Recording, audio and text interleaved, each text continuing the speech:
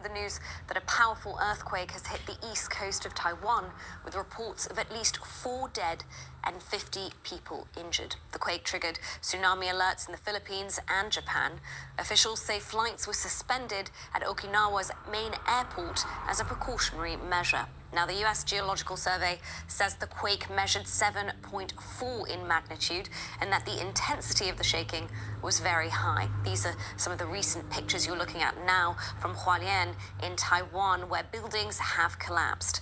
There are also reports of power outages as well as multiple powerful aftershocks in the region. Well, the BBC's Rupert Wingfield-Hayes is in Taipei. He described what happened. When the quake struck, I was here in my home, and it was very, very violent. The whole building swayed, things were knocked off shelves, furniture was knocked over. I actually had to hang on to my kitchen countertop for stability. That's how much it was shaking here in Taipei, which is over 100 kilometers, 150 kilometers from the epicenter. So you can imagine that close to the epicenter in the city of Hualien, the shaking was much, much more violent than that, and it's done much more damage there than it has here. We've seen pictures of at least 2 large buildings partially collapsed, leaning over at very precarious angles. But I have to say, given the strength of the shaking, the intensity of the shaking from this very shallow earthquake, it looks at the moment like Hualien and the East Coast has got away reasonably unscathed. I mean, we do now have reports of deaths and injuries. Those appear to have come from landslides which have been unleashed right along the east coast of Taiwan.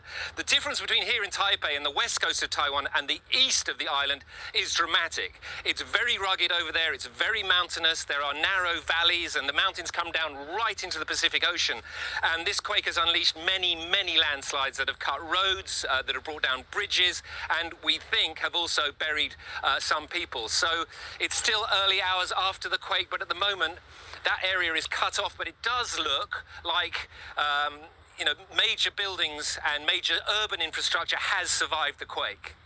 That was Rupert Wingfield-Hayes. Well, our correspondent Shaima Khalil is in Tokyo. Shaima, it's good to have you on. What was the reaction in Japan, given its own history of earthquakes and tsunamis?